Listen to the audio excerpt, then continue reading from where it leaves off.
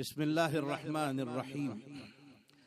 الحمد لله رب العالمين إله الأولين والآخرين، والصلاة والسلام على أشرف الأنبياء والمرسلين سيدنا ومولانا محمد بن عبد الله الأمين وعلى آله وصحبه أجمعين، وعلى كل من دعا بدعوته واستنى بسنته واهتدى بهديه إلى يوم الدين.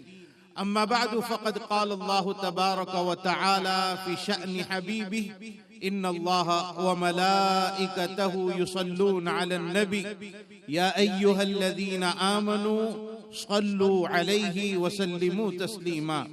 اللهم صل على سيدنا محمد وعلى آل سيدنا ومولانا محمد وبارك وسلم. جزا الله عنا نبينا محمدا صلى الله عليه وسلم بما هو أهله. اللهم صل على سيدنا محمد في أول وأوسط وآخر كلامنا. بزرگان محترم، برادران اسلام، گھروں میں بیٹھ کر سننے والی اسلامی مائیں بہنیں، بہت پر رونق محفل بنی ہوئی ہے. ہمارے ناظم جلسہ بہت بہترین انداز میں آپ حضرات کے سامنے مختلف زبانوں کو شامل کر کے، کبھی گجراتی، کبھی اردو، کبھی ہندی، کبھی انگریزی، کبھی عربی، ہماتن بچہار جانب زبانوں کو اپنی باتوں میں جوڑ کر بہت میٹھے انداز میں گفتگو فرما رہے تھے. اور پھر اسٹیج پر ہمارے بزرگ محترم حضرت مولانا سراج الدین صاحب دامت برکاتہم العالیہ بھی تشریف فرما ہیں. ہونا یہ چاہیے تھا کہ آپ ہی بیان فرماتے اور ہم سب آپ کی باتوں کو سنتے. اور عنقریب انشاءاللہ استاد محترم بھی تشریف لائیں گے. دو تین باتیں آپ حضرات کے سامنے ذکر کرتے ہیں. اللہ رب العزت ہم سب کو عمل کرنے کی توفیق عطا فرمائے. دیکھیں، ایک بات مسلم ہے کہ انسان جب بھی نیک عمل کرتا ہے، چاہے چھوٹے سے چھوٹا عمل کرے یا بڑے سے بڑا عمل کرے، بغیر توفیق خداوندی کے کوئی کچھ نہیں کر سکتا. اللہ تعالیٰ کی توفیق جب تک شامل حال نہ ہو، ایک قدم آدمی نہیں اٹھا پائے گا.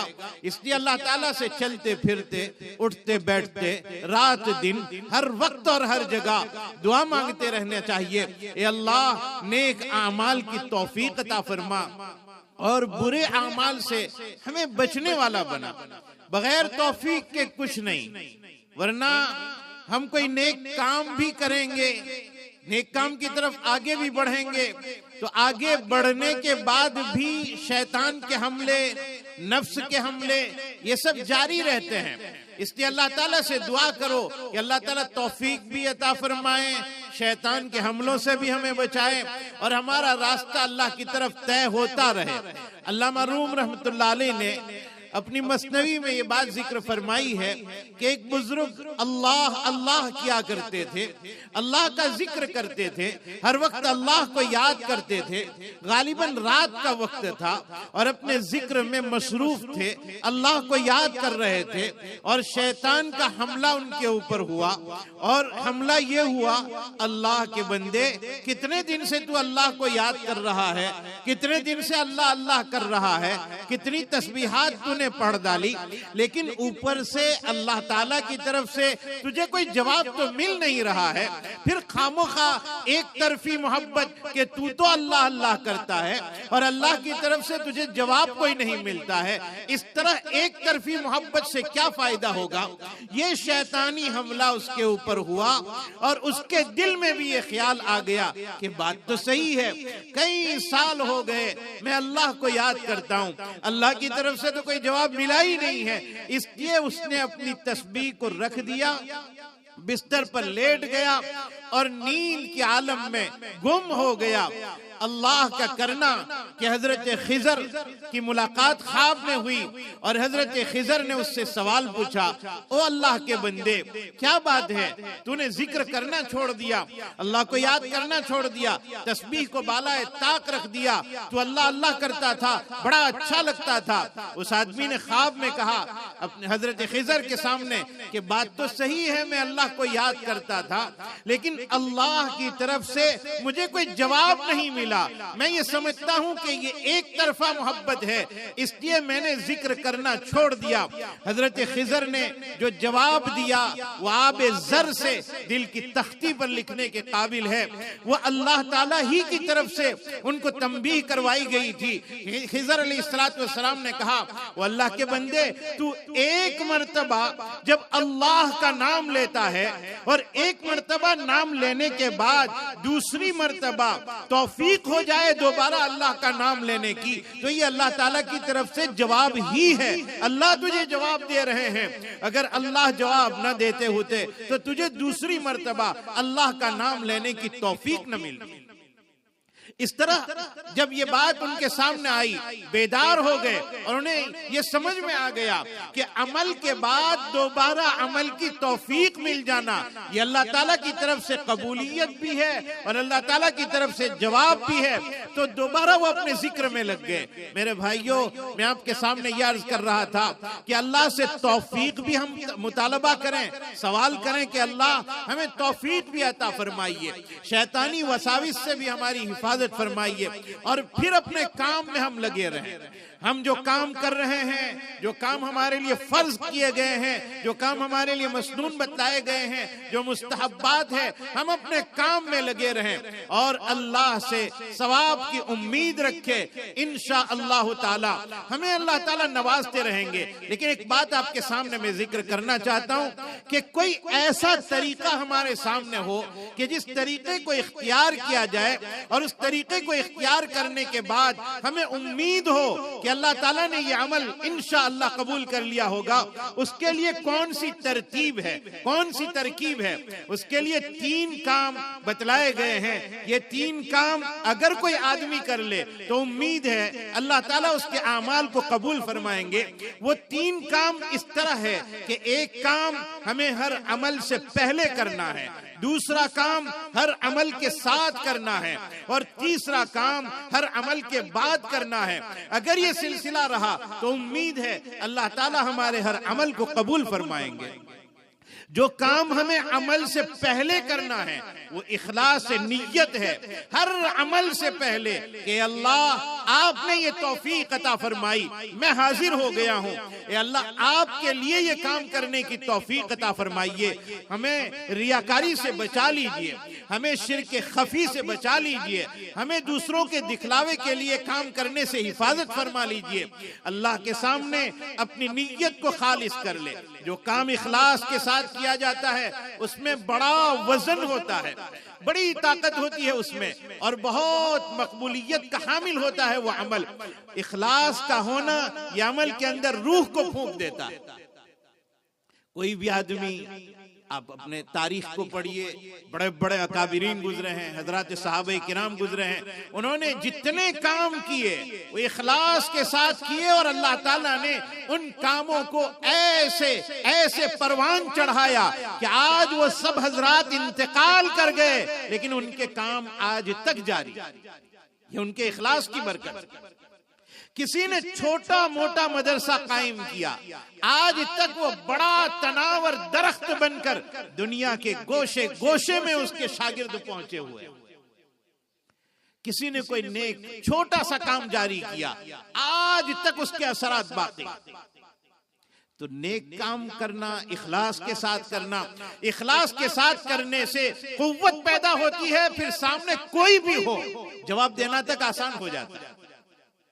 امام غزالی رحمت اللہ علیہ نے ذکر کیا ہے کہ ایک آدمی، بزرگ آدمی سمندر کے کنارے پر چل رہا تھا اور کشتی سمندر کے اندر سے آتی ہوئی نظر آئی اور اس میں بڑے بڑے مٹکے رکھے ہوئے تھے۔ کشتی چلانے والے سے سوال کیا، یہ مٹکے کس چیز کے ہیں، اس میں کیا سامان بھرا ہوا ہے؟ کشتی چلانے والے نے کہا، اس میں شراب بھری ہوئی ہے۔ پوچھا یہ کس کی ہے؟ کہا تم کیا کر لو گے، یہ بادشاہ وقت کی شراب ہے۔ اور پھر اس آدمی کو جوش آ گیا، اللہ کے نیک بندے کو جوش آ گیا، انہوں نے کشتی چلانے والے کے ہاتھ سے ڈنڈا لے لیا اور ڈنڈا لے کر ان مٹکوں کو توڑنا شروع کیا۔ 30 مٹکے تھے، ان 30 مٹکوں کو توڑ دیا، ایک مٹکا باقی رکھا۔ بادشاہ کو جب پتا چلا کہ ایک آدمی نے ہماری شراب کے مٹکے توڑ دیے ہیں، بادشاہ نے طلب کیا کہ کون ہے وہ آدمی، بلاؤ ان کو ہمارے پاس۔ بادشاہ کے دربار میں حاضر کیا گیا اور بادشاہ اس سے سوال جواب کر رہے ہیں، یہ کام تم نے کیا ہے، مٹکے تم نے توڑے ہیں؟ کہا بالکل میں نے توڑے ہیں۔ کہا تم محتسب ہو، میرا حساب کتاب لینے والے ہو، کس نے تم کو محتسب بنایا، کس نے تمہیں کوتوال بنایا؟ کہا جس اللہ نے تجھے بادشاہ بنایا اس اللہ نے مجھے کوتوال بنا دیا، اللہ تعالیٰ نے مجھے خیر کا کام کرنے کی توفیق عطا فرمائی۔ کہا کس جذبے کے ساتھ تو نے یہ کام کیا، تجھے پتا بھی ہے یہ بادشاہ وقت کے مٹکے تھے، کیسے تیرے دل میں یہ جذبہ پیدا ہوا؟ وہ آدمی کہنے لگا بادشاہ سلامت، میرے دل میں یہ خیال پیدا ہوا کہ کوئی اژدہا رینگتے ہوئے میرے ملک کے بادشاہ کی طرف دوڑتے ہوئے جائے گا، رینگتے ہوئے جائے گا، میں پوری کوشش کروں گا میرے ملک کے بادشاہ کو اس کا ڈنک نہ لگ جائے، میرے ملک کے بادشاہ کو اس کا زہر نہ لگ جائے، میرے ملک کے بادشاہ کو اس سے کوئی گزند نہ پہنچے، اس سے کوئی تکلیف نہ پہنچے، یہ میں حتی الامکان پوری کوشش کروں گا۔ میں جب کسی تکلیف دہ چیز کو بادشاہ کی طرف بڑھتے ہوئے دیکھوں اور روک دوں تو اسی داعیے نے مجھے اس پر روکا کہ بادشاہ کی طرف شراب جا رہی ہے، بادشاہ کو یہ نقصان پہنچائے گی، اس نے میں نے مٹکوں کو توڑ دیا۔ کہا تو پھر تو نے سارے مٹکے توڑ دیے، ایک کیوں باقی رکھا؟ تو اس اللہ کے بندے نے کہا کہ بادشاہ سلامت، اصل بات یہ ہے کہ 29 مٹکوں کے توڑنے تک دل میں یہ خیال تھا اللہ کے لیے یہ کام کر رہا ہوں، آخری مٹکا باقی تھا اور دل میں جوش پیدا ہوا کہ تو بڑا پہلوان ہے، بڑا ہمت والا ہے کہ بادشاہ کو تو للکار رہا ہے، بس اللہ کی طرف سے نظر ہٹ گئی، توجہ ہٹ گئی، اس لیے پھر میں نے اس مٹکے کو چھوڑ دیا کہ اب اخلاص باقی نہیں رہا، اب للہیت باقی نہیں رہی۔ بادشاہ سلامت نے کہا مجھے آپ کی بات بہت پسند آ گئی، واقعتاً بڑا کام کیا ہے آپ نے، میں اپنے ملک کا ذمہ دار آپ کو بناتا ہوں۔ کہا نہیں، میں نے اس لیے یہ کام نہیں کیا، نظر جھکائی، چلے گئے۔ میں یہ عرض کرتا ہوں کہ جس کام میں اخلاص ہو اس میں طاقت ہوتی ہے، اس میں پاور ہوتا ہے، تو ایک کام ہر عمل سے پہلے اور وہ ہے اخلاص نیت، ہر کام سے پہلے نماز ہے، روزہ ہے، زکوٰۃ ہے، حج ہے، ہر کام سے پہلے اے اللہ یہ کام میں تیرے لیے کر رہا ہوں، ان صلاتی و نسکی و محیای و مماتی للہ رب العالمین، ہمارا ایک ایک کام اللہ کے لیے ہو۔ نمبر 2، کام شروع ہو جائے سنت کے مطابق کیا جائے، اول سے اخیر تک، بدایت سے نہایت تک وہ کام سنت کے مطابق کیا جائے۔